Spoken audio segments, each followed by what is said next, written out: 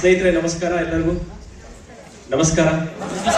And ಯಾರೆಲ್ಲ ಹೊಸ achievers ಇದ್ರು, ಇವತ್ತು ಹೊಸ ಟೈಟಲ್ ನ ಅಚೀವ್ ಮಾಡಿರ್ತಕ್ಕಂಥ ನಮ್ಮ ಬ್ರಾನ್ಸ್ ಡೈರೆಕ್ಟರ್ ಇಂದ ಹಿಡಿದು ನಮ್ಮ ನ್ಯೂ ಡೈಮಂಡ್ ಡೈರೆಕ್ಟರ್ ತನಕ ಎಲ್ಲರಿಗೂ ಕೂಡ ತುಂಬ ಹೃದಯದ ವಂದನೆಗಳ ತಿಳಿಸ್ತೀನಿ. ನಿಮ್ಮ ಒಂದು ಅಚೀವ್ಮೆಂಟ್ಗೆ ಇನ್ನೂ ನಿಮ್ಮ ಪ್ರಯಾಣ ಇನ್ನೂ ಮುಂದೆ ಮುಂದೆ ಮುಂದೆ ಮುಂದೆ ಮುಂದೆ ಇನ್ನಷ್ಟು ಸಾಗ್ತಾ ಹೋಗ್ಲಿ. ಒಬ್ಬ ಲಾರಿ ಡ್ರೈವರ್ ಆಗಿ ಕೆಲಸ ಮಾಡ್ತಿದ್ದಂತ ಒಬ್ಬ ವ್ಯಕ್ತಿ ಇವತ್ತು ಡೈಮಂಡ್ ಡೈರೆಕ್ಟರ್ ಅನ್ನೋ ಪೊಸಿಷನ್ ಕೂಡ ರೀಚ್ ಮಾಡಬಹುದು ಅಂತ ಎಕ್ಸಾಂಪಲ್ ಆಗಿ ಕ್ರಿಯೇಟ್ ಆಗಿರ್ತಕ್ಕಂಥ ನಮ್ಮ ವೀರಭದ್ರಿಗೆ ಒಂದು ಜೋರಾದಂತಹ ಚಪ್ಪಾಳೆ ಮತ್ತೊಮ್ಮೆ. ಅಂಡ್ ಹೀಗೆ ಬರ್ತಾ ಇದ್ರೆ ಇನ್ನ ನಿಮ್ಮ ಪ್ರಯಾಣ ನಮ್ಮ ಜೊತೆ ಮುಂದುವರಿತಾ ಹೋದ್ರೆ ಇನ್ನಷ್ಟು ಕ್ಯಾಟಗರೀಸ್ ನೀವು ನೋಡ್ತೀರಿ. ಓದಿರೋರು, ಓದಿದಿರೋರು ಎಲ್ಲರೂ ಕೂಡ ಒಂದೇ ವೇದಿಕೆಯನ್ನ ಹಂಚ್ಕೊಳ್ತಕ್ಕಂಥ ಒಂದು ಪ್ಲಾಟ್ಫಾರ್ಮ್. ಸ್ನೇಹಿತರೆ, ಕಾಲೇಜ್ಗೆ ಹೋದಾಗ ಸರಸ್ವತಿ ತಾಯಿಯನ್ನ ಹೊಲಿಸ್ಕೊಳ್ಬಹುದು, ಅದೇ ತರ ಕೆಲ್ಸಕ್ಕೆ ಹೋದಾಗ ಲಕ್ಷ್ಮೀ ತಾಯಿಯನ್ನ ಹೊಲಿಸ್ಕೊಳ್ಬಹುದು. ಆದ್ರೆ ಲಕ್ಷ್ಮಿ ಮತ್ತು ಸರಸ್ವತಿಯನ್ನ ಇಬ್ಬರನ್ನು ಒಟ್ಟಿಗೆ ಒಂದೇ ಜಾಗದಲ್ಲಿ ನೋಡ್ಲಿಕ್ಕೆ ಸಿಗ್ಲಿಕ್ಕೆ ಅವಕಾಶ ಇದೆ ಅಂದ್ರೆ ಅದು ನಮ್ಮ ವೆಸ್ಟೀಜ್ ನಲ್ಲಿ ಈ ಎರಡೂ ಅವಕಾಶಗಳು ಸಿಗುತ್ತೆ. ಲಕ್ಷ್ಮೀ ತಾಯಿಯನ್ನು ಇಲ್ಲಿ ಸಂಪಾದನೆ ಮಾಡಬಹುದು ಅಂಡ್ ಜ್ಞಾನವನ್ನು ಕೂಡ ನೀವು ಸಂಪಾದನೆ ಮಾಡ್ಕೊಳ್ಬಹುದು. ಈ ಜ್ಞಾನವನ್ನ ಸಂಪಾದನೆ ಮಾಡ್ಕೊಳ್ಬೇಕನ್ನೋ ಒಂದು ಸಬ್ಜೆಕ್ಟ್ ಜ್ಞಾನ ಅಂತ ಹೇಳ್ಬೇಕಾದ್ರೆ ಮುಂದಿನ ತಿಂಗಳು ನಾವೊಂದು ಸೆಷನ್ ಪ್ಲಾನ್ ಮಾಡ್ತಾ ಇದೀವಿ. ಜೀವನದಲ್ಲಿ ಒಬ್ಬ ವ್ಯಕ್ತಿ ಯಾಕೆ ಅಚೀವ್ ಆಗ್ತಾನೆ, ಜೀವನದಲ್ಲಿ ಒಬ್ಬ ವ್ಯಕ್ತಿ ಜೀವನ ಮಾಡ್ಲಿಕ್ಕೆ ಯಾಕೆ ಫೈಟ್ ಮಾಡ್ತಾನೆ ಅನ್ನೋ ಒಂದು ಸೆಷನ್ ಮೀನ್ಸ್ ಸಕ್ಸಸ್ಫುಲ್ ಆಗ್ತಕ್ಕಂತ ವ್ಯಕ್ತಿಯ ಹಿಂದಿನ ರಹಸ್ಯ ಏನು, ಇದನ್ನ ಬಹಳ ಅದ್ಭುತವಾಗಿ ಒಂದು ಗ್ರೇಟ್ ಎಕ್ಸಾಂಪಲ್ ಹೇಳ್ತಾರೆ. ಶಾರುಖ್ ಖಾನ್ ಆರ್ಡಿನರಿ ಆಗಿದ್ದಂತ ವ್ಯಕ್ತಿ ಹಿಂಗೆ ಆಗಬೇಕು ಅನ್ಕೊಂಡು ಗುರಿ ಇಟ್ರು, ಅವ್ರು ಹಿಂಗೆ ಆಗಬೇಕು ಅಂತ ಅನ್ಕೊಂಡ್ರು. ಯಾಕೆ ಅವರು ಅಂತ ಒಂದು ಪೊಸಿಷನ್ ಅನ್ನ ಆರ್ಡಿನರಿ ಪರ್ಸನ್ ಆಗಿದ್ದಾಗ ನಾನು ಬಾಲಿವುಡ್ ನ ಬಾದ್ಶಾ ಆಗ್ತೀನಿ ಅಂತ ಅನ್ಕೊಂಡ್ರು. ಅವರು ಹಂಗೆ ಆದ್ರು. ಅದರ ಸೀಕ್ರೆಟ್ ಏನು, ಯಾವ ವ್ಯಕ್ತಿ ಬೇಕಾದ್ರೆ ಏನು ಬೇಕಾದ್ರೂ ಆಗ್ಬೋದು ಅನ್ನೋ ಒಂದು ರಹಸ್ಯ ಇದೆ. ಆ ರಹಸ್ಯದ ಬಗ್ಗೆ ತಿಳ್ಕೊಳ್ತೀರಾ ಸ್ನೇಹಿತರೆ? ಮುಂದಿನ ತಿಂಗಳು ಅದರದೇ ಆದಂತ ಒಂದು ಟ್ರೈನಿಂಗ್ ಸೆಷನ್ ಅನ್ನ ಪ್ಲಾನ್ ಮಾಡ್ತಿದೀವಿ. Again science of mind set ಅನ್ನೋ ಒಂದು ಟ್ರೈನಿಂಗ್ ಪ್ರೋಗ್ರಾಮ್ ನ ಮುಂದಿನ ತಿಂಗಳು ನಾವು ಪ್ಲಾನ್ ಮಾಡ್ತಿದೀವಿ. ಸ್ನೇಹಿತರೆ, ಒಂದೇ ಮಾತಲ್ಲಿ ಹೇಳ್ಬೇಕು ಅಂತ ಹೇಳಿದ್ರೆ, ಇವತ್ತು ಯಾರೆಲ್ಲ ಅಚೀವ್ ಆಗಿದ್ದಾರೆ ಅವರಿಗೆ ಒಂದು ವೇದಿಕೆ ಬೇಕಾಗಿತ್ತು. ಆ ವೇದಿಕೆ ಅವರಿಗೆ ಯಾಕೆ ಸಿಕ್ತು ಅನ್ನೋ ಒಂದು ಅಷ್ಟು ವಿಚಾರಗಳನ್ನ ಆ ಟ್ರೈನಿಂಗ್ ನಲ್ಲಿ ನೀವು ಅಟೆಂಡ್ ಮಾಡ್ತಾ ಹೋದ್ರೆ ಸಿಗುತ್ತೆ. ಎಸ್, ಇದರ ಜೊತೆಗೆ ಹೆಸರು ಮಂಜುನಾಥ್. ಡೈರೆಕ್ಟ್ ಸೆಲ್ಲಿಂಗ್ ಇಂಡಸ್ಟ್ರಿ ನನಗೆ ಇಂಥ ಒಂದು ಅವಕಾಶ ಕೊಡ್ತು. ಎಂತ ಒಂದು ಅವಕಾಶ ಕೊಡ್ತು ಅಂತ ಹೇಳಿದ್ರೆ, ಜೀವನದಲ್ಲಿ ಇಂಟರ್ವ್ಯೂ ಅನ್ನೋ ಪರಿಚಯನೇ ಇಲ್ಲ. ಎಲ್ಲರೂ ಕೂಡ ಎಜುಕೇಶನ್ ಮುಗಿದ ಮೇಲೆ ಜಾಬ್ ಸೇರ್ಬೇಕಂದ್ರೆ ಇಂಟರ್ವ್ಯೂ ಅಟೆಂಡ್ ಮಾಡ್ಲೇಬೇಕಲ್ವಾ? ಜೀವನದಲ್ಲಿ ಇಂಟರ್ವ್ಯೂ ಅಟೆಂಡ್ ಮಾಡ್ತಕ್ಕಂಥ ಅವಕಾಶನೇ ದೇವರು ನನಗೆ ಕೊಡ್ಲಿಲ್ಲ. ಯಾಕೆ ಅಂತ ಹೇಳಿದ್ರೆ, ಫಸ್ಟ್ ಇಯರ್ ಡಿಗ್ರಿ ಓದ್ಬೇಕಾದ್ರೆ ಇಂಡಸ್ಟ್ರಿಗೆ ಬಂದೆ.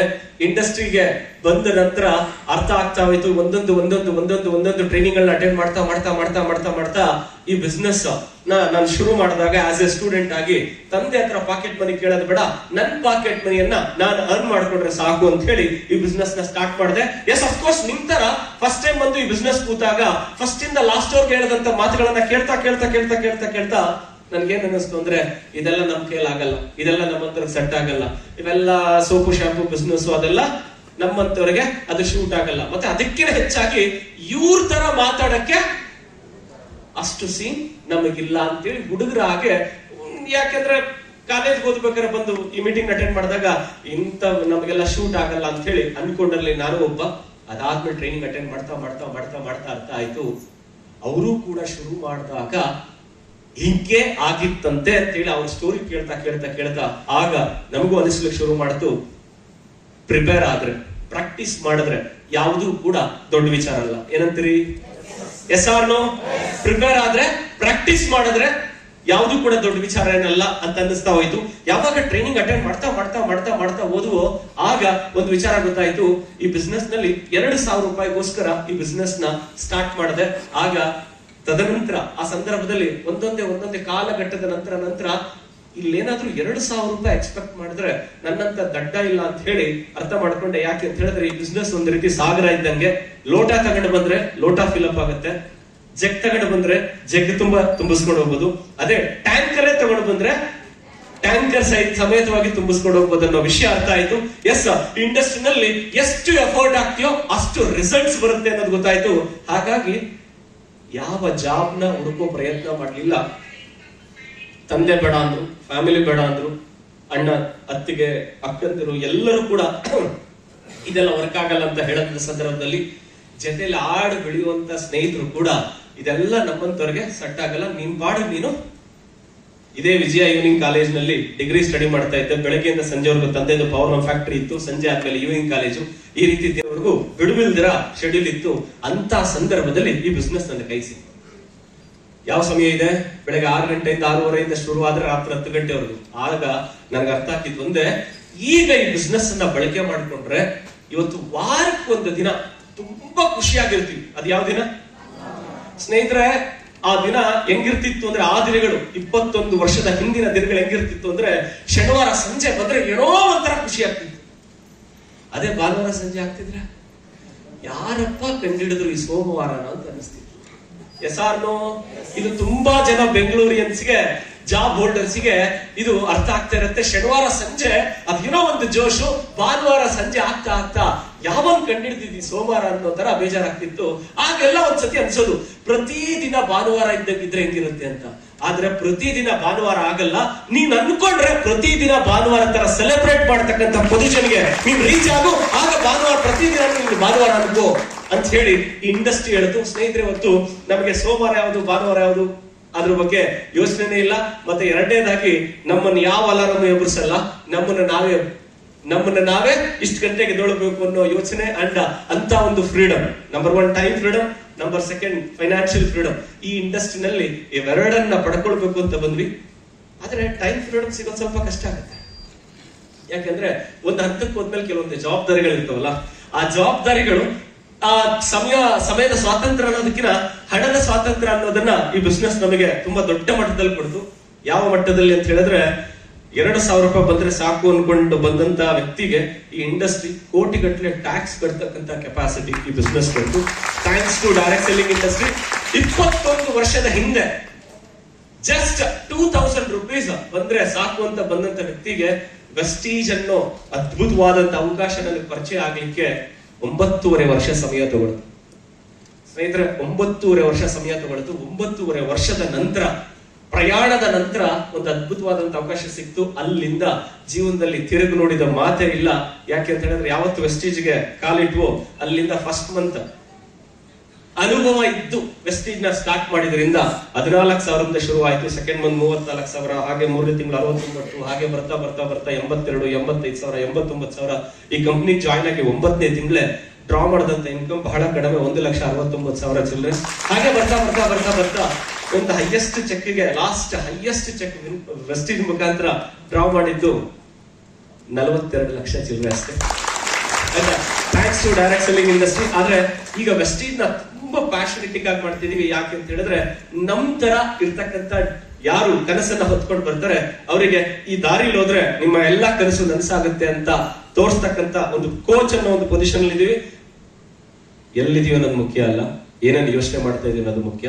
ಇವತ್ತು ಸುಮಾರು ಜನ ಫಸ್ಟ್ ಟೈಮ್ ಬಂದು ಕೂತಿರೋರಿಗೆ ಒಂದ್ ಕಡೆ ನಂಬದ, ಇನ್ನೊಂದ್ ಕಡೆ ಇದು ನಿಜಾನ ಅನ್ನೋ ಕ್ವಶನ್ ಮಾರ್ಕ್ ಖಂಡಿತ ಹುಟ್ಟಿರುತ್ತೆ. ನಿಮ್ಗೆ ಆ ರೀತಿ ಹುಟ್ಟಿದ್ರೆ, ನಿಮ್ಗೆ ಆ ರೀತಿ ಡೌಟ್ ಬಂದಿದ್ರೆ, ಕಂಗ್ರಾಚುಲೇಷನ್, ನೀವು ಕರೆಕ್ಟ್ ಆಗಿ ಯೋಚನೆ ಮಾಡ್ತಿದ್ರಿ. ಕಂಗ್ರಾಚುಲೇಷನ್, ಕರೆಕ್ಟ್ ಆಗಿ ಯೋಚನೆ ಮಾಡ್ತಿದ್ರಿ. ಯಾಕೆ ಅಂತ ಹೇಳಿದ್ರೆ, 21 ವರ್ಷದ ಹಿಂದೆ ಈ ಬಿಸ್ನೆಸ್ ನ ಶುರು ಮಾಡಿದಾಗ ಇಲ್ಲಿಂದ 2009, 2010, 2011ರಲ್ಲಿ ನಮಗೆ ಹತ್ತಿರದ ರಿಲೇಷನ್ಸ್ ಕೆಲವೊಂದು ಅಡ್ವೈಸ್ ಮಾಡ್ತಿದ್ರು. ನೀನ್ ಏನೋ ಓದಿದ್ಯಾ, ಬೆಂಗಳೂರಲ್ಲಿ ಇದೆಯಾ, ಯಾವ್ದೋ ಒಂದು ಕಂಪ್ನಿ ಕೆಲ್ಸಕ್ಕೆ ಸೇರ್ಕೊಳ್ಳೋದು ಬಿಟ್ಟು ಈ ಬ್ಯಾಗ್ ಹಿಡ್ಕೊಂಡು ಊರೂರಲ್ಲಿ ಇದು ಬೇಕಿತ್ತ, ಹಾಗೆ ಹೀಗೆ ಅಂತ ಹೇಳಿ ಕಿವಿ ಮಾತು ಹೇಳ್ತಿದ್ದಾಗ ಕೇಳಿಸ್ಕೊಂಡು ಸುಮ್ಮನಿದ್ದೆ, ಮಂಜಾ ಸಮಾಧಾನ ಅಂತ. ಯಾಕೆಂದ್ರೆ ನಾವು ಆನ್ಸರ್ ಕೊಡ್ಲಿಕ್ಕೆ ನಮ್ಮ ಹತ್ರ ಯಾವುದೇ ಸಕ್ಸಸ್ ನಾವು ಸಕ್ಸಸ್ ನ ಪಡ್ಕೊಂಡಿರ್ಲಿಲ್ಲ. ಆದ್ರೆ ನಾವ್ ಏನು ಮಾಡ್ತಾ ಇದೀವಿ ಅಂತ ಅವ್ರಿಗೆ ಗೊತ್ತಿರ್ಲಿಲ್ಲ. ಆದ್ರೆ ಈಗ ಪರಿಸ್ಥಿತಿ ಹೆಂಗಾಗಿದೆ ಅಂತ ಹೇಳಿದ್ರೆ, ಹೆಂಗನ ಮಾಡಿ ನನ್ನ ಮಗನ್ನು ನಿಮ್ ಜೊತೆ ಸೇರಿಸ್ಕೊಳ್ರಿ. ಯಾರು ಈ ರೀತಿ ಅಡ್ವೈಸ್ ಮಾಡ್ತಿದ್ರು, ಈ ಕಂಪನಿ ಯಾವ್ದೋ ಒಂದು ಕಂಪನಿ ಏನೋ ಒಂದು ಮಾರ್ಕೆಟಿಂಗ್ ಅದು ಇದು ಏನೇನೋ ಮಾಡ್ತಿದ್ರ, ಇದೆಲ್ಲ ವರ್ಕ್ ಆಗಲ್ಲ ಅಂತಿದ್ದವರು ಅವರಿಗೆ ಆಮೇಲೆ ಅಂತ ಆಯ್ತು, ಇವನು ಅಷ್ಟು ಎಫರ್ಟ್ ಹಾಕಿದ್ ಏನಕ್ಕೆ ಅಂತ ಹೇಳಿದ್ರೆ ಇಂಥದ್ದೊಂದು ಸಕ್ಸಸ್ ಅನ್ನ ಪಡ್ಕೊಳ್ಳಿಕ್ಕೆ. ಸ್ನೇಹಿತರೆ, ಇದನ್ನ ಹೆಮ್ಮೆಯಿಂದ ಹೇಳ್ಕೊಳ್ತೀನಿ. ನನ್ನ 3 ತಲೆಮಾರು ಏನು ಕೆಲಸ ಮಾಡ್ಲಿಲ್ವೋ ಆ ಕೆಲಸವನ್ನ ಈ ನೇರ ಮಾರುಕಟ್ಟೆ ಮಾಡಿ ಮುಗಿಸ್ತದೆ ಅನ್ಕೊಳ್ಳಿಕ್ಕೆ ಹೆಮ್ಮೆ ಅನ್ಸುತ್ತೆ. ಅಂದ್ರೆ ಅಫ್ಕೋರ್ಸ್ ಆ ನನ್ನ 3 ತಲೆಮಾರಿನ ಎಫರ್ಟ್ ಇಲ್ಲಿ ಕೆಲಸದ ಪುಣ್ಯದ ಫಲ ಈ ನೇರ ಮಾರುಕಟ್ಟೆಯಲ್ಲಿ 18 ವರ್ಷ ಇದ್ದಾಗ್ಲೇ ಈ ಇಂಡಸ್ಟ್ರಿ ನನ್ನ ಕೈ ಸಿಕ್ತು. ಆದ್ರೆ ಇಂಡಸ್ಟ್ರಿ ರೈಟ್ ಏಜ್ ಅಲ್ಲಿ ಕೈ ಸಿಕ್ತು. ಅದನ್ನ ಕರೆಕ್ಟ್ ಆಗಿ ಬಳಸ್ಕೊಂಡೆ ಅಂತ ಹೇಳ್ಕೊಳ್ಳಿಕ್ಕೆ ಬಹಳ ಖುಷಿ ಆಗುತ್ತೆ. ಯಾಕಂದ್ರೆ ನನ್ನ ಸ್ನೇಹಿತರೆಲ್ಲ ಈ ತರ ಸಂಡೇ ಬಂದ್ರೆ ಕ್ರಿಕೆಟ್ ಆಡಕ್ಕೆ, ಫಿಲ್ಮ್ ನೋಡ್ಲಿಕ್ಕೆ ಅಥವಾ ಪಿಕ್ನಿಕ್ ಹೋಗ್ಲಿಕ್ಕೆ, ಜಸ್ಟ್ ಹೊರಗಡೆ ಓಡಾಡ್ಲಿಕ್ಕೆ ಎಂಜಾಯ್ ಮಾಡ್ಲಿಕ್ಕೆ ಸಮಯ ಕೊಡ್ತಿದ್ರು.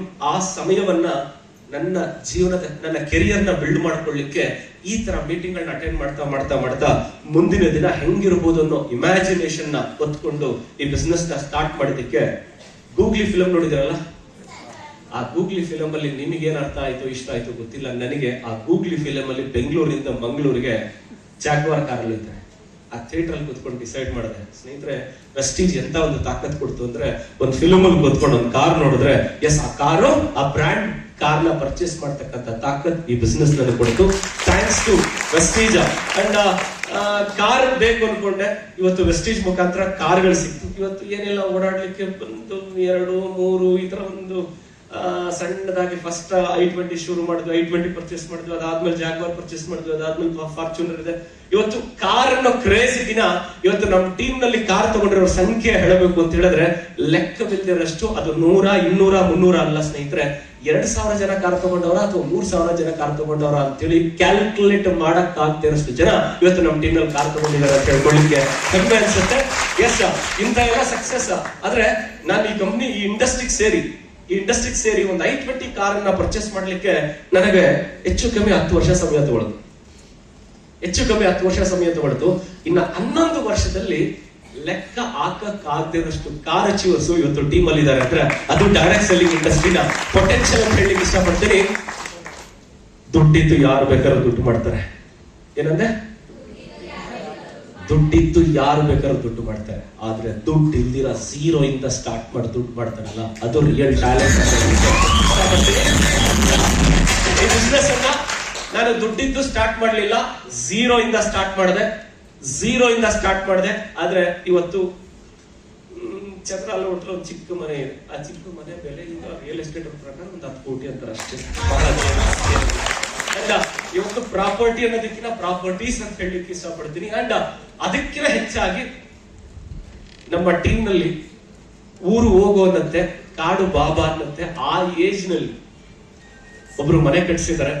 ನಮ್ಮನೆ ಬಗ್ಗೆ ಮಾತಾಡೋದಕ್ಕಿಂತ ನಮ್ಮ ಟೀಮ್ ಅಲ್ಲಿ ಇರೋರು ಎಂಥ ಒಂದು ಸಕ್ಸಸ್ ಅನ್ನ ಪಡ್ಕೊಂಡಿದ್ದಾರೆ ಅಂತ ಹೇಳ್ಕೊಳ್ಳಿಕ್ಕೆ SM ಈಶ್ವರಪ್ಪ ಅಂತ ಹೇಳಿ 50 ವರ್ಷದ ನಂತರ ಅವರು ನಮ್ಮ ಜೊತೆ ಜಾಯ್ನ್ ಆದ್ರು. ಈಗ ಅವರು ನಮ್ಮನ್ನೆಲ್ಲ ನೋಡಿ, ಇಲ್ಲಿ ಕೆಲವೊಬ್ಬರನ್ನ ನೋಡಿ ಹೊಟ್ಟೆ ಹೊರ್ಕೊಳ್ತಿರ್ತಾರೆ, ಕೊನೆಗಾಲದಲ್ಲಿ ದೇವ್ರು ನನ್ನನ್ನು ಕೈ ಹಿಡ್ಬಿಟ್ಟ ಅಂತ. ಆದ್ರೂ ಬಿಡು ಪರವಾಗಿಲ್ಲ, ಕೊನೆಗಾಲದಲ್ಲಾದ್ರೂ ದೇವ್ರು ನನ್ನನ್ನು ಕೈ ಹಿಡ್ದಲ್ಲ ಅಂತ ಖುಷಿನೂ ಪಡ್ತಾರೆ. ಯಾಕೆ ಅಂತ ಹೇಳಿದ್ರೆ ಅವ್ರು ನಮ್ ಜೊತೆ ಜಾಯ್ನ್ ಆದಾಗ 50 ವರ್ಷ ಅವ್ರ ಮನೆಗೆ ನಾವು ಈ ಬಿಸ್ನೆಸ್ ಬಗ್ಗೆ ಮಾತಾಡಕ್ ಹೋದಾಗ ಅವ್ರ ಮನೆಯ ಕಿಚನ್ ಇಂದ ಒಳ್ಳೆ ಸೌಂಡ್ಸ್ ಬರ್ತಿತ್ತು. ಇವ್ರು ಯಾವ್ದೋ ಕಂಪ್ನಿ ಅಂತೇಳಿ ಪಾತ್ರೆ ಸಣ್ಣ ಬರ್ತಿತ್ತು. ಯಾಕೆ ಅಂತ ಹೇಳಿದ್ರೆ ಅಷ್ಟು ಕಂಪ್ನಿಗಳನ್ನ ಮಾಡಿ ಎಲ್ಲದರಲ್ಲೂ ಕೈ ಸುಟ್ಕೊಂಡು ಇನ್ ಯಾವ ಕಂಪ್ನಿನೂ ಮಾಡಕೂಡದು ಅಂತ ಹೇಳಿ ಅವ್ರ ಮನೆಯಲ್ಲಿ ಆಜ್ಞೆ ಆಗಿತ್ತು. ಅಂತ ಸಂದರ್ಭದಲ್ಲಿ ನಾವು ಬೇರೆ ಹೋದ್ವಾ, ಇವ್ರು ಇನ್ಯಾರೋ ಬಂದಿದ್ದಾರೆ ಬೆಂಗಳೂರಿನ ಅಂತ ಹೇಳಿ ಅವ್ರ ಮನೆಯಲ್ಲಿ ಅಷ್ಟು ಕೋಪ ಮಾಡ್ಕೊಂಡಿದ್ರು. ಆದ್ರೆ ಯಾವಾಗ ಅವರು ನಮ್ಮ ಸಪ್ಲಿಮೆಂಟ್ಸ್ ಅಲ್ಲಿ ನಮ್ಮ ಆಲಿವರ, ಸ್ಪಿರುಲಿನಾ, ಕ್ಯಾಲ್ಸಿಯಂ ಅವರ ದೇಹದಲ್ಲಾದಂತ ಅವ್ರಿಗೊಂದು ಮೇನ್ ಒಂದು ಹೆಲ್ತ್ ಇಶ್ಯೂ ಇತ್ತು, ಗ್ಯಾಸ್ಟ್ರಿಕ್ ಅನ್ನೋ ಒಂದು ಪ್ರಾಬ್ಲಮ್ ಇತ್ತು. ಡಾಕ್ಟರ್ ಮೆಡಿಕೇಶನ್ ಅಲ್ಲಿ ಇದ್ರು. ಅದ್ರ ಜೊತೆಗೆ ನಮ್ಮ ಸಪ್ಲಿಮೆಂಟ್ಸ್ ಅನ್ನ ಬಳಸ್ತಾ ಅವರಿಗೆ ಕೊಟ್ಟಂತ ಒಂದು ರಿಸಲ್ಟ್ಸ್. ಅದರ ಜೊತೆಗೆ ಅವರ ಮಿಸ್ಸಸ್ಗೆ ಬ್ಯಾಕ್ ಪೇನ್ ಪ್ರಾಬ್ಲಮ್ ಇತ್ತು ಅಂಡ್ ಫಿಸಿಯೋಥೆರಪಿನಲ್ಲಿ ಇದ್ರು. ಅವರು ಫಿಸಿಯೋಥೆರಪಿ ಟ್ರೀಟ್ಮೆಂಟ್ ಅಲ್ಲಿ ಇದ್ರು. ಅಂತ ಸಂದರ್ಭದಲ್ಲಿ ಮಿಸ್ಸಸ್ಗೆ ಕ್ಯಾಲ್ಸಿಯಂ ಸ್ಪಿರುಲಿನಾ ಕೊಡ್ತಾ ಅದರಲ್ಲಿ ಬಂದಂತ ಒಂದು ಬೆಸ್ಟ್ ಫೀಡ್ಬ್ಯಾಕ್, ಏನೇನೋ ಯಾವ್ಯಾವ್ದೋ ಕಂಪ್ನಿ ಮಾಡಿದೆ, ಮಿಸ್ಸಸ್ ಕೊಟ್ಟಂತ ಫೀಡ್ಬ್ಯಾಕ್ ಮೇಲೆ ಸರಿ ಆಯ್ತು ಅಂತ ಹೇಳಿ ಜೀವನದ ಕೊನೆಯ ಘಟ್ಟದಲ್ಲಿ ನೋಡೋಣ, ಟ್ರೈ ಮಾಡೋಣ ಅಂತ ಹೇಳಿ ನಮ್ ಜೊತೆ ಸೇರಿದ್ರು. ನಮ್ ಜೊತೆ ಸೇರಿದ ಮೇಲೂ ಅವ್ರಿಗೆ ಡೌಟ್, ಈ ಕಂಪ್ನಿ ಇರುತ್ತಾ, ಇವ್ರು ಡೆವಲಪ್ ಆಗ್ತಾರಾ, ಇವ್ರು ನಮ್ಮನ್ನು ಡೆವಲಪ್ ಮಾಡ್ತಾರ ಅನ್ನೋ ಡೌಟ್ ಅಲ್ಲೇ 3 ತಿಂಗಳು ಈ ಬಿಸ್ನೆಸ್ ನ ಫುಲ್ ಫ್ಲೆಡ್ಜ್ ಆಗಿ ಮಾಡ್ಲಿಲ್ಲ. 3 ತಿಂಗಳು ಟ್ರಯಲ್ ಬೇಸ್ ಅಲ್ಲಿ ಇದ್ರು. ಅದಾದ್ಮೇಲೆ ಇಲ್ಲ, ಈ ಗುಂಪಲ್ಲಿದ್ರೆ ನನ್ನ ಮಗನಿಗೂ ಕೆಲಸ ಕಳಿಸೋ ಅವಶ್ಯಕತೆ ಇಲ್ಲ, ನೇರ ಮಾರುಕಟ್ಟೆಯಲ್ಲಿ ನನ್ನ ಮಗನಿಗೂ ಕೆರೆಯನ್ನ ಬಿಲ್ಡ್ ಮಾಡಬಹುದು ಅನ್ನೋ ಯೋಚನೆಯಿಂದ ಈ ಬಿಸ್ನೆಸ್ ನ ಶುರು ಮಾಡಿದ್ರು. ಸ್ನೇಹಿತರೆ, ಹೋದ ವರ್ಷ ಅಂದ್ರೆ ಇದೇ ವರ್ಷ ಜನವರಿ 22ನೇ ತಾರೀಕು 26ನೇ ತಾರೀಕೇನು 22-26ನೇ ತಾರೀಕು ಒಂದು ಭವ್ಯವಾದ ಬಂಗ್ಲೆಯನ್ನ ನೇರ ಮಾರುಕಟ್ಟೆಯ ಮುಖಾಂತರ ಕಟ್ಟಿಸಿದ್ರು. ಸ್ನೇಹಿತರೆ, ಇವತ್ತು ಅವರ ಮನೆಯ ವಿಡಿಯೋಸ್ ನ ನೋಡ್ತಾ ಇದ್ರೆ ಬಹಳ ಖುಷಿ ಆಗುತ್ತೆ. ಇವತ್ತು 50 ವರ್ಷದ ನಂತರ ಈ ಬಿಸ್ನೆಸ್ ನ ಜಾಯಿನ್ ಆಗಿ ಸಾಲ ಮಾಡಿ ಮನೆ ಕಟ್ಟಿ ಲೋನ್ ತೀರ್ಸಕ್ ಒದ್ದಾಡುವಂತ ಪರಿಸ್ಥಿತಿನಲ್ಲಿ ಇವತ್ತು 50 ವರ್ಷದ ನಂತರ ಈ ಬಿಸ್ನೆಸ್ ನ ಸ್ಟಾರ್ಟ್ ಮಾಡಿ ಇವತ್ತು ಅವರ ಮನೆಯ ವ್ಯಾಲ್ಯೂ ಲೆಕ್ಕ ಹಾಕಿದ್ರೆ ಹತ್ತತ್ರ ಒಂದು 3-4 ಕೋಟಿ ಬೆಲೆ ಬಾಳ್ತಕ್ಕಂತ ಒಂದು ಮನೆಯಲ್ಲಿ ಇವತ್ತು ಅವರು ವಾಸವಾಗಿದ್ದಾರೆ. ಅಂಡ್ ಒಂದಲ್ಲ 2 ಅಥವಾ 3 ಕಾರ್ಗಳಿಗೆ ಓನರ್ ಆಗಿದ್ದಾರೆ. ಅಂಡ್ ಅವರ ಹೈಯೆಸ್ಟ್ ಚೆಕ್ 4.5 ಲಕ್ಷ ತನಕ ಹೈಯೆಸ್ಟ್ ಚೆಕ್ ಅರ್ನ್ ಮಾಡಿದ್ದಾರೆ. ಇಂಥ ಒಂದೊಂದು ಸಕ್ಸಸ್ ಅನ್ನ ಹೇಳ್ಕೊಳಕ್ಕೆ ಬಹಳ ಖುಷಿ ಆಗುತ್ತೆ. ಮೊನ್ನೆ ನನ್ನ ವರಂಗಲ್ ತೆಲಂಗಾಣದಲ್ಲಿ ಒಂದು ಮೀಟಿಂಗ್ಗೋಸ್ಕರ ಹೋಗಿದ್ವಿ. ಅವತ್ತು ನನ್ನನ್ನ ಪಿಕಪ್ ಮಾಡ್ಲಿಕ್ಕೆ ಒಬ್ಬ ಹುಡುಗ ಬಂದ. ಆ ಹುಡುಗ ಏನ್ ಕೆಲಸ ಮಾಡ್ತಿದ್ದ ಅಂದ್ರೆ ಬೆಂಗಳೂರಿನಲ್ಲಿ ಸಾಫ್ಟ್ವೇರ್ ಇಂಜಿನಿಯರ್ ಆಗಿ ಕೆಲಸ ಮಾಡ್ತಿದ್ದ. ಈ ಬಿಸ್ನೆಸ್ ಅನ್ನ ನೋಡಿದ, ಸರ್ ನೀವೇ ಈ ಬಿಸ್ನೆಸ್ ನಾನು ಜಾಯ್ನ್ ಆಗ್ಲಿಕ್ಕೆ ಕಾರಣ ಅಂತ ಹೇಳಿ ಅವ್ರ ಹುಡುಗನ ಫೀಡ್ಬ್ಯಾಕ್ ಹೇಳ್ತಿದ್ದ. ನಾನು ಯೂಟ್ಯೂಬ್ ಅಲ್ಲಿ ನಿಮ್ ವಿಡಿಯೋಸ್ ನೋಡಿ ಈ ಬಿಸ್ನೆಸ್ ಅನ್ನ ಫುಲ್ ಟೈಮ್ ತಗೊಂಡೆ. ಹಂಗಾರೆ ನೀನ್ ಮುಂಚೆ ಏನಪ್ಪ ಮಾಡ್ತಿದ್ದೆ ಅಂದ್ರೆ, ನಾನು ಸಾಫ್ಟ್ವೇರ್ ಇಂಜಿನಿಯರ್ ಆಗಿ ಏನ್ ಸ್ಯಾಲ್ರಿ ಬರ್ತಿತ್ತು? ತಿಂಗಳು 90,000 ಸ್ಯಾಲ್ರಿ ಬರ್ತಿತ್ತು. ಮತ್ತೆ ಯಾವಾಗ ಈ ಬಿಸ್ನೆಸ್ ನ ಫುಲ್ ಟೈಮ್ ತಗೊಂಡೆ ಅಂದ್ರೆ, ಈ ಬಿಸ್ನೆಸ್ ಜಾಯ್ನ್ ಆಗಿ 3 ತಿಂಗಳು ಫುಲ್ ಟೈಮ್ ತಗೊಂಡ್ಬಿಟ್ಟೆ ಅಂತ. ಆಗ ನಿಮ್ಮ ಮನೆಯವ್ರ ಪರಿಸ್ಥಿತಿ ಏನಿತ್ತು ಅಂತ ಕೇಳಿದೆ. ಯಾಕೆ ಅಂದ್ರೆ ಬೆಂಗಳೂರಿಗೆ ವರಂಗಲ್ಲಿಂದ ಬೆಂಗಳೂರಿಗೆ ಬಂದು ಸಾಫ್ಟ್ವೇರ್ ಉದ್ಯೋಗಿ ಕೆಲಸ ಮಾಡ್ತಾ ಇದ್ದಂತ ವ್ಯಕ್ತಿ ಹುಡುಗ ಏಕಾಏಕಿ ನಾನು ಒಂದು ಪ್ರಾಡಕ್ಟ್ ಕಂಪ್ನಿಗೆ ಸಾರಿದ್ದೀನಿ, ಈಗ ನನ್ನ ಕೆಲಸವನ್ನು ಬಿಟ್ಟು ರಿಸೈನ್ ಮಾಡಿ ಬಂದಿದ್ದೀನಿ ಅಂತ ಹೇಳಿದ್ರೆ ಅವ್ರ ಮನೆಯವ್ರ ಪರಿಸ್ಥಿತಿ ಹೆಂಗಿರ್ಬೇಡ ಹೇಳಿ. ಆಗ ಪರ್ಟಿಕ್ಯುಲರ್ ಕೇಳಿದೆ, ನಮ್ಮ ಅಪ್ಪ ಬೈದ್ರು ಫ್ಯಾಮಿಲಿಯಲ್ಲಿ ಅಂದ್ರೆ, ನೀನು ಓದಿರೋನ ಬುದ್ಧಿ ಇಲ್ದಿರೋನ ಆ ಬೆಂಗಳೂರಿಗೆ ಹೋಗಿದ್ದು ಎಂತ ಕೆಲಸ ಮಾಡ್ಲಿಕ್ಕೆ, ನೀನ್ ಇದು ಯಾವ್ದೋ ಪ್ರಾಡಕ್ಟ್ ಪೇಸ್ಟ್ ಸೋಪು ಶಾಪ್ ಇಟ್ಕೊಂಡು ಬಂದಿದ್ಯಾ, ಆ ಕೆಲಸನೇ ಬಿಟ್ಬಿಟ್ಟೆ ಅಂತ ಹೇಳ್ತಿದ್ದೆ, ನಿನ್ ತಲೆ ಇದೆಯಾ ಅಂತ ಹೇಳಿ ಬೈತಿದ್ರು. ಆದ್ರೂ ಅಪ್ಪ ನಿನಗೆ ಗೊತ್ತಾಗಲ್ಲ ಅಂತ ಹೇಳಿ ನಾನು ಫೋರ್ಸ್ ಮಾಡಿದೆ, ರಿಕ್ವೆಸ್ಟ್ ಮಾಡಿದೆ. ಅದಾದ್ಮೇಲೆ ಸುಮ್ಮನಾದ್ರು. ಈಗ ಸ್ಟೆಪ್ ಬೈ ಸ್ಟೆಪ್ ಮುಂದುವರಿತಾ ಅವನ ಸಾಫ್ಟ್ವೇರ್ ಕೆಲಸವನ್ನ ಬಿಟ್ಟು ಈ ಬಿಸ್ನೆಸ್ ನ ಫುಲ್ ಟೈಮ್ ಅಲ್ಲಿದ್ದಾನೆ. ಈಗ ಅವನ ಟೈಟಲ್ ಕ್ರೌನ್ ಡೈರೆಕ್ಟರ್, ಅವನ ಚೆಕ್ 1.5 lakhs. ಇವತ್ತು ಅವ್ರು ಎಷ್ಟು ಖುಷಿಯಿಂದ ಇದ್ದಾನೆ ಅಂದ್ರೆ, ಆಗ ಅಪ್ಪ ಅಮ್ಮನ್ ಬಿಟ್ಟು ಬೆಂಗಳೂರಲ್ಲಿ ಬಂದು ಸಾಫ್ಟ್ವೇರ್ ಉದ್ಯೋಗಿ ಕೆಲಸ ಮಾಡ್ತಿದ್ದೆ. ಸೋಮವಾರದಿಂದ ಶುಕ್ರವಾರದವರೆಗೂ ನಾನು ಫೋನ್ ಕಾಲ್ ಅಟೆಂಡ್ ಮಾಡಬೇಕಂದ್ರೆ ವಾಶ್ರೂಮ್ಗೆ ಹೋಗಿ ಅಟೆಂಡ್ ಮಾಡಬೇಕಾಗಿತ್ತು. ನಾನು ಕೆಲಸ ಮಾಡ್ಬೇಕಾದ್ರೆ ಫೋನ್ ಅಟೆಂಡ್ ಮಾಡಿದ್ರೆ ನನ್ನ ಟೀಮ್ ಲೀಡರ್ ಬೈತಿದ್ರು, ಕಂಪ್ಲೇಂಟ್ ಮಾಡ್ತಿದ್ರು. ನಮಗೆ ಸಮಯದ ಫ್ರೀಡಮ್ ಇರಲಿಲ್ಲ, ಒಳ್ಳೆ ಆದಾಯ ಇತ್ತು, ಜೀವನ ನಡೆಸಲಿಕ್ಕೆ ಒಳ್ಳೆ ಆದಾಯ ಇತ್ತು. ಇವತ್ತು ನನ್ನ ಫೋನ್ ಅನ್ನ ನಾನು ಆರಾಮಾಗಿ ಅಟೆಂಡ್ ಮಾಡಬಹುದು. ಅದಕ್ಕಿಂತ ಹೆಚ್ಚಾಗಿ ಅಪ್ಪ ಅಮ್ಮನ ಜೊತೆ ಇದ್ದುಕೊಂಡು ಈ ಬಿಸ್ನೆಸ್ ನ ರಾಜ್ಯಂತರ ಮಾಡ್ತಿದ್ದೀನಿ ಅಂತ ಹೇಳಿ ಅವರ ಖುಷಿಯಾಗಿ ಹೇಳ್ಕೊಂಡಂತ ಒಂದು ಟೆಸ್ಟಿಮೋನಿ. ಈ ತರ 100 ಜನ ಯಶಸ್ವಿ ವ್ಯಕ್ತಿಗಳು ಈ ಬಿಸ್ನೆಸ್ ಇಂದ ಉಟ್ಕೊಂಡಿದ್ದಾರೆ. ಇನ್ನ 100 ಜನ ಉಟ್ಕೊಳ್ತಾ ಇದ್ದಾರೆ ಅಂತ ಅನ್ಕೊಳ್ತಿದ್ದೀನಿ. ಎಸ್ ಆರ್ ನೋ ಸ್ನೇಹಿತರೆ, ಈ ಬಿಸ್ನೆಸ್ ನ ಒಂದು ಕನ್ವರ್ಷನ್ ಏನು ಅಂತ ಹೇಳಿದ್ರೆ, ಈ ಬಿಸ್ನೆಸ್ ನಲ್ಲಿ ಆರ್ಡಿನರಿ ಆಗಿ ಬಂದವರು ಇವತ್ತು ಮಿಲೇನಿಯರ್ಸ್ ಆಗಿ ಹೊರ ಹೋಗ್ತಿದ್ದಾರೆ, ಮಿಲೇನಿಯರ್ಸ್ ಆಗಿ ಅವ್ರ ಲೈಫ್ ಅನ್ನ ಟರ್ನ್ ಮಾಡ್ಕೊಳ್ತಿದ್ದಾರೆ. ಇವತ್ತು ಈ ಬಿಸ್ನೆಸ್ ಎಂತ ಒಂದು ಶಕ್ತಿ ಕೊಟ್ಟಿದೆ ಅಂತ ಹೇಳಿದ್ರೆ, ತನ್ನ ಮಕ್ಕಳು ಬೇರೆ ದೇಶಕ್ಕೆ ಓದಬೇಕು ಅನ್ಕೊಂಡ್ರೆ ಅವ್ರ ಮಕ್ಕಳನ್ನ ಬೇರೆ ದೇಶಕ್ಕೆ ಕೂಡ ಕಳಿಸಿ ಓದಿಸ್ತಕ್ಕಂತ ಒಂದು ತಾಕತ್ ಈ ಬಿಸ್ನೆಸ್ ಕೊಟ್ಟಿದೆ. ಅಂತ ಅವಕಾಶಕ್ಕೆ ನಿಮ್ಮನ್ನ ಸ್ವಾಗತ ಬಯಸ್ತಾ ಇದೀನಿ. ಈ ಬಿಸ್ನೆಸ್ ನ ಜಾಯಿನ್ ಆಗೋದೆಷ್ಟು ಮುಖ್ಯನೋ, ಈ ಬಿಸ್ನೆಸ್ ನಲ್ಲಿ 3 to 5 years 4 ಧಾರಾವಾಹಿ ನೋಡಿದ್ರೆ 2 hour ಆಗುತ್ತೆ. ಹೌದಾ ಇಲ್ವಾ? Yes or no? ಆ 4 ಧಾರಾವಾಹಿ ನೀವು ಅಟೆಂಡ್ ಮಾಡಿದ್ರೆ ನೋಡಿದ್ರೆ ಒಂದು ಮನೆ 4 ಸಮಯ 2 ಗಂಟೆ ಈ ಬಿಸ್ನೆಸ್ ಗೆ ಈ ಬಿಸ್ನೆಸ್ ಗೆ 2 hour ನೀವು ಸಮಯ ಕೊಟ್ಟಿದ್ದೆ ಆದ್ರೆ 2 ವರ್ಷದ ನಂತರ ನೀವು ಬೇರೆ ಸೀರಿಯಲ್ ನೋಡೋ ಅವಶ್ಯಕತೆ ಇಲ್ಲ. ನಿಮ್ಮ ನಿಜವಾದ ಸೀರಿಯಲ್ ಅನ್ನ, ನಿಮ್ಮ ನಿಜವಾದ ಸ್ಟೋರಿಯನ್ನ ಸೀರಿಯಲ್ ತರ ಬೇರೆಯವ್ರು ಕೇಳ್ತಾರೆ, ಹೆಂಗಿದ್ದೆ ಹೆಂಗಾದೆ ಅನ್ನೋ ಒಂದು ಸ್ಟೋರಿಯನ್ನ ನೀವು ಬೇರೆಯವ್ರಿಗೆ ಹೇಳ್ಬೋದು. ಅಂತ ಒಂದು ಅವಕಾಶ ನಿಮ್ಗೆ ಕೈ ಸಿಕ್ಕಿದೆ. ಅರ್ಥ ಮಾಡ್ಕೊಂಡ್ರೆ your life in your hands ಅಂತ ಹೇಳ್ತಾ ನನ್ನ ಮಾತನ್ನ ಮುಗಿಸ್ತಾ ಇದ್ದೀನಿ. Thank you ವಿಶ್ವಲ್. ಅಂಡ್ ಮುಂದಿನ ತಿಂಗಳು ಸೈನ್ಸ್ ಆಫ್ ಮೈಂಡ್ ಸೆಟ್ ಅನ್ನೋ ಒಂದು ಟ್ರೈನಿಂಗ್